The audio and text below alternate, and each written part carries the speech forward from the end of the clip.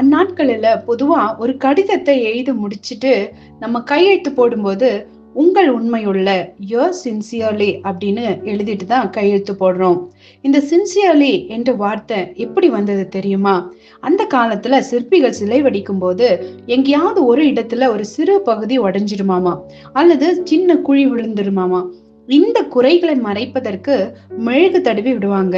உதாரணமா நம்ம வீட்டுல சுவர்லயோ மரச்சாமான்களிலயோ நம்மளோட பெயிண்டர்ஸ் அதுல உள்ள குறைகளை மறைக்கிறதற்கு அங்க பட்டி போட்டு அதை தடவி விடுறது போல அந்த சிலை பழுதற்ற சிலையாக தோற்றம் அளிக்கிறதுக்காக மெழுகு தடவிய பின்பு அந்த சிலைய பழுதற்ற சிலையா அவங்க வைப்பாங்களாமா. இதனால இச்சிலைய வாங்குறவங்க இதில் மெழுகு பூசப்பட்டிருக்குதா அப்படின்னு விசாரிப்பாங்களா. கொஞ்சம் கூட மெழுகு பூசப்படாம பழுதற்ற தோற்றமுடைய சிற்பங்களுக்கு அடியில விதவுட் வேக்ஸ் அப்படின்னு எழுதப்பட்டிருக்குமாமா. இந்த விதவுட் வேக்ஸ் என்ற சொல்லில் தான் நாளடைவில் சின்சியர்லி என்று அது மாறிட்டது அப்படின்னு சொல்றாங்க.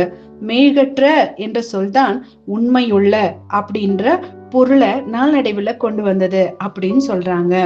இதுல இருந்து நம்ம என்ன கத்துக்கிறோம்னா, இன்னைக்கு நம்ம வாழ்க்கையில கூட இப்படிதாங்க.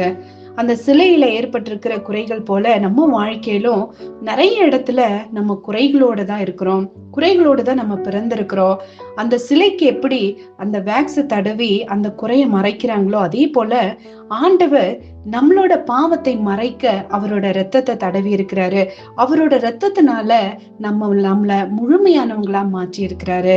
இதை நீங்களும் நானும் விசுவாசிக்கும் போது அந்த வித்தவுட் வேக்ஸ் என்ற சிலைக்கு மதிப்பு அதிகமா இருக்கிறது போல நம்ம வாழ்க்கையின் மதிப்பையும் ஆண்டவர் உயர்த்துவார்.